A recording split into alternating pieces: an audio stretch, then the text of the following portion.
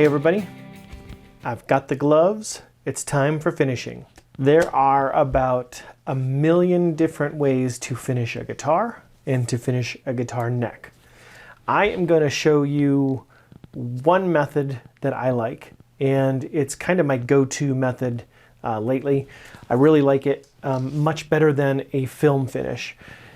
We could do an entire video series on just finishes, and we're not going to do that right now. I really just want to get through this build as easily as possible. Really, one of the biggest things is just prep work, prepping it correctly and considering time.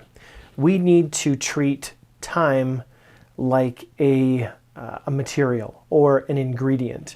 Time is very important in the finishing process, and with many finishes, time is so critical between one thing and the next, whether it's to cure, whether it's to cross-link, whether it's to sand, scuff. There's so many things that have to do with timing in finishing. But I want to make much of that easier in this short time that we have together. I want to go over the way that I am currently finishing my necks and show you a couple different variations. It is fast, it's easy, and you really can't screw it up. Let's take a look. Now, we just did neck prep and peg head finishing, and in the peg head finishing, I taped all along this purfling line to get my border between the lacquer and the oil finish that I'm going to put on right now. Now, when I did that, the lacquer, of course, is a film finish, so it had some thickness to it. And what I just did was went along all the edges with 400 and just sanded down to get rid of the ridge that I had there where the lacquer had built up. Now I have almost no detectable ledge on this finish, which is great. That's exactly what I want. So if you're wondering how I got from taping to this point, that's what I did.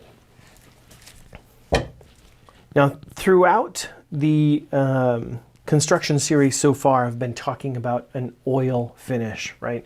And an oil finish is not a film finish. It's not necessarily a build finish. There are some oils that you can get a somewhat of a build, but not like you can with a film finish. That's not their purpose. This product specifically is called Osmo. I also have this Rubio Monocoat, which I had used for a short while, but it does require mixing with a catalyst, and it's a little more difficult to use, although really not much more at all.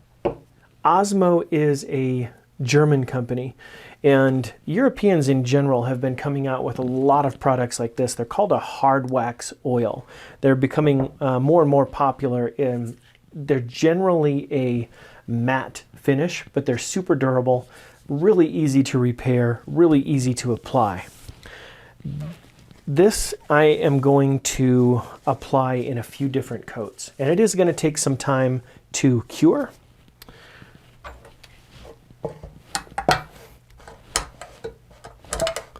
You can apply this with a pore filler, and you can use a pore filler like Timbermate. You can use a pore filler like Rubio. The Rubio Monocoat makes 3 different powder fillers that you mix with water. And Osmo has another product that is a super thin, like water thin, clear finish. And I was gonna do a seal coat with that on this one, but my can was dry, had dried up, and it is almost impossible to find in the US. It's really, really difficult. And FedEx has lost mine delivery that was supposed to be here in Kansas somewhere, so who knows. But I'm just gonna use this. As you can see, it's pretty milky. It's real thick, cloudy. It has some additives that make it matte, and so it is not super clear, but a lot of that, I believe, is some of the wax. This Osmo Poly X oil can separate, and so I'm going to give it a good mix here.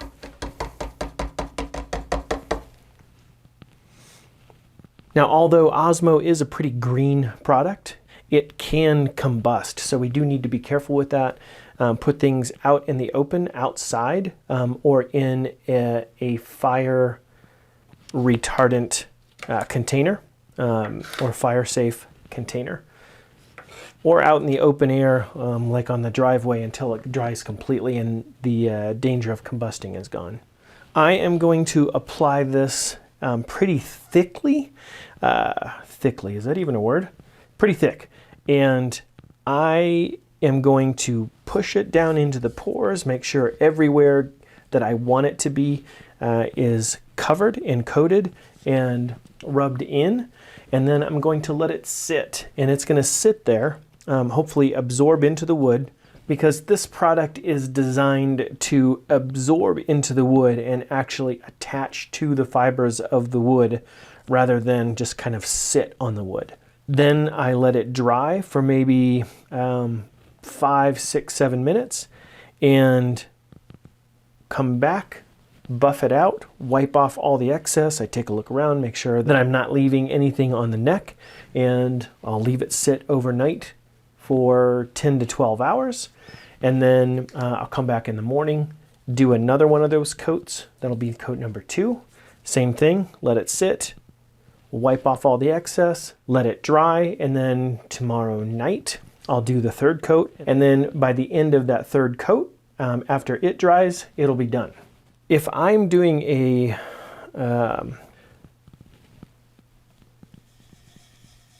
film finish, I would almost always certainly do a pore fill, but I'm not on this one because I've sanded it to 400. It feels awesome. And by the 3rd coat, some of this Osmo product, since it is so thick and has quite a few additives in it to, one, make it this matte finish, it does a pretty good job of filling up some of the pores itself.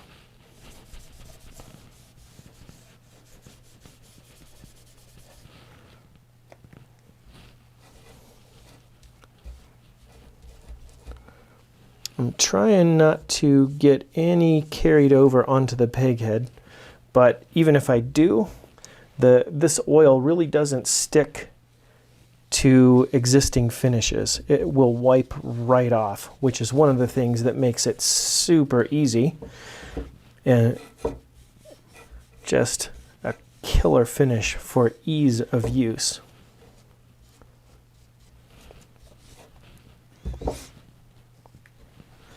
I am putting it on fairly thick. I'm trying to get it down into all the pores. I want all those pores to be filled.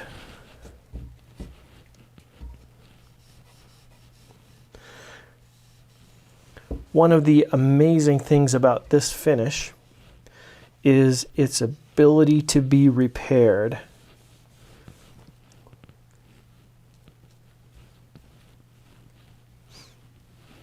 If you put a scratch or it gets gouged or something happens to it and you need to do a repair, you can take this whole thing back with any manner of sandpaper and just spot sand it, and then come back with this product and you will have 0 witness lines. Whoa. It's really amazing. Okay, I think I got that all pushed down into there. It does absorb into the wood pretty well, and it's got a really nice color tone to it on this mahogany. These rags or wipes that I'm using are called aerospace grade wipes. They're actually pretty amazing wipes. They're super strong. You really can't tear them, not cleanly. I mean, and they will not release fibers, which is super nice for finishing. They won't shed anything on my pieces, and they do a really good job of absorbing and holding the finished product while I'm applying it, and holding enough in here to release it. And it doesn't have an obnoxious smell at all. It actually smells quite good.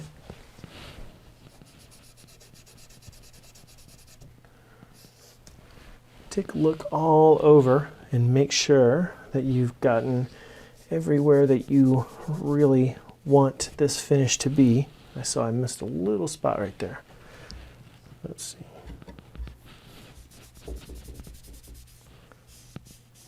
Okay.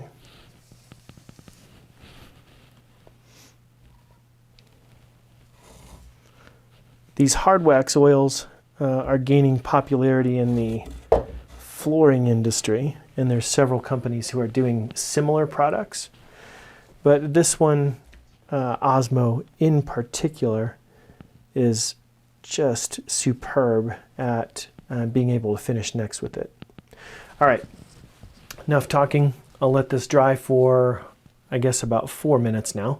And I'll come back and I'll wipe everything down, try to take off any of the wet stuff that I'm seeing, and buff it out and let it sit overnight. While I'm waiting for this to dry, I thought I would show you this. So this piece of mahogany I sanded to 180 and then put the Osmo on it. I let it dry overnight. The next day I came back and sanded half of it back to raw mahogany, and then I went over the whole thing with a second coat of Osmo. Well, second on this side and only one on this side, but I just put the random orbital sander on it, so it was a nice half moon shape, and put the Osmo back on it. And as you can see, there are zero witness lines at all. I mean, it could not be easier to repair. It is just an amazing product. I really, really like it, and it feels awesome, especially in this matte sheen. It looks great, and it feels really good to play.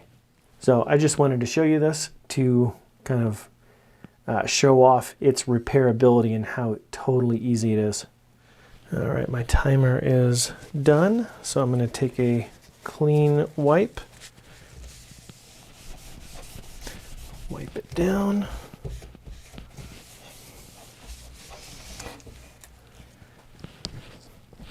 And this stuff is not super fussy about gloves touching it either. If you do get a glove print in it, it will just wipe right off.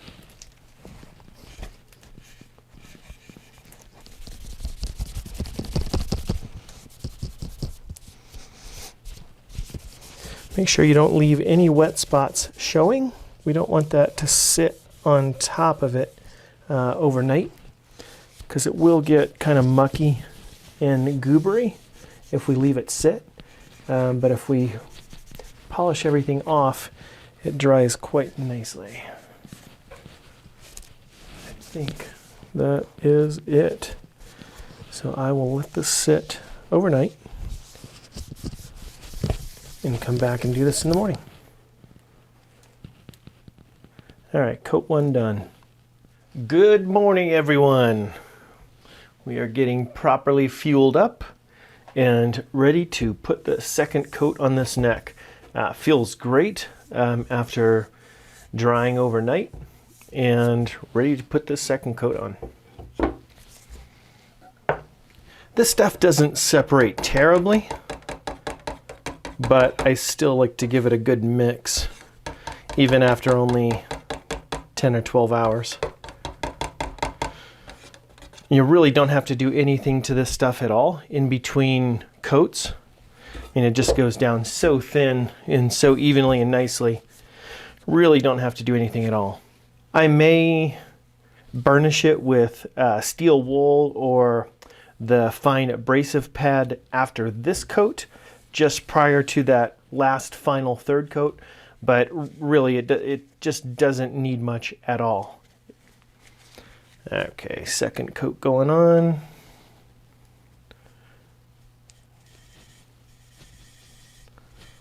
Trying to stuff it into those pores, into the open grain.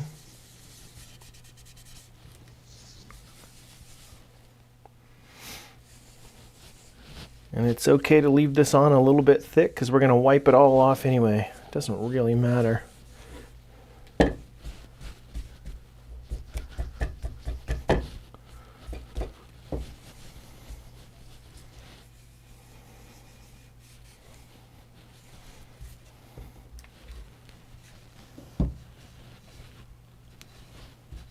Depending on where you are climate-wise, some of you may have an issue with this drying a little faster than 6 minutes, drying a little slower than 6 minutes. Really, you just don't want to have this thing completely dry on the neck. Give it somewhere between 5 and 7 minutes. Keep an eye on it, you know, your first couple times and see how much it's actually going to dry out on you. If you really don't see much shine left after 6 minutes, the next time just drop that back a minute or two. So maybe, 5 minutes. We just don't want to have this product dry completely on its own, because it's much more difficult to get off. You're not going to ruin it. It's not going to eat the previous coat. It's not going to do anything bad. It just takes a little more work to rub that off because it does have those wax solids in it. All right, everything's coated nicely. It's still looking nice and wet. So I'm going to come back in about 5 minutes and start wiping down here where I started the last time. And then by the time I get to the peg head, it should be about 7 minutes. See you in a few minutes. Okay, let's wipe off this second coat.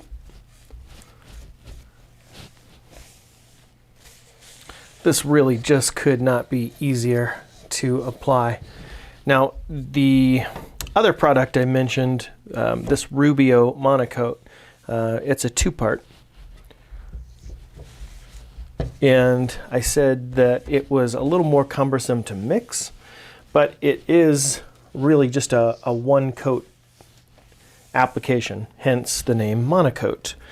But the issue I have with it is sometimes it does not seem to build quite as nicely. It doesn't seem to be as protective.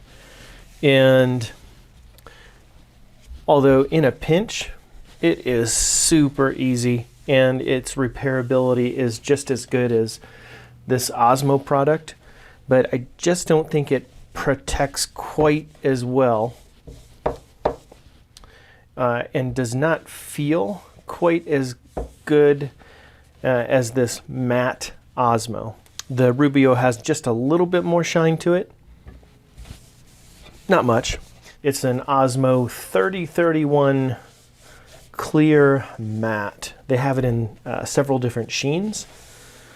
The matte's my favorite, and I feel like the solids that they put in it with the wax and to provide that matte look do tend to fill in the grain and the pores a little bit better. Everything looks good. All right, now I will set this aside and come back to this tonight and do that third coat. All right, the third and final coat of the Osmo went on. This feels great. Just gonna wipe it down and see if I feel any slightly rough spots that need any attention. Not really. This all looks good. If you do end up using Osmo, you might notice one thing that if you use ebony, for whatever reason, the Osmo can have a little bit of buildup in the day or two after its application, and can have a little bit of stickiness on it. And it's really just ebony that I've seen that on. Most of the, even the rosewoods are usually fine with that, but ebony seems to be so dense that it really doesn't absorb much of that. And a lot of that wax sits right on top of it. Okay. This all looks good. Now, I think that Osmo says it takes a few days to fully harden. I've never really had an issue handling it the next day. So as far as guitar use goes, seems to be okay. All right, I'm just going to peel this tape off of here. This is going to be great. I'm really excited about this profile and the way this neck feels. Turned out great. I think the player I'm sending this over to will be very happy with it.